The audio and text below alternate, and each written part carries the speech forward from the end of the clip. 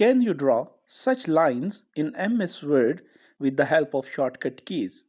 If you don't know how to draw these lines with the help of shortcut keys, I'm going to teach you in this video. So let's learn with me. Welcome to my tech studio. In this video lesson, I'm going to teach you how you can draw different lines in attractive styles in MS Word document.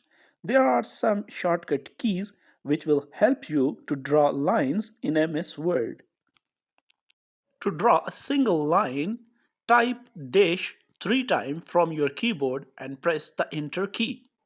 You will get a line in this shape. To draw a double line, you have to press the equal sign 3 times. Press the equal symbol from the keyboard 3 times and then press the enter key. If you want to draw a dotted line, then type steric symbol 3 times and press the enter key. You will get a dotted line. And if you want to draw a line in a different style using hash key, type the hash key 3 times and press the enter key. You will get a line in this shape. Please subscribe to this channel and share with your friends.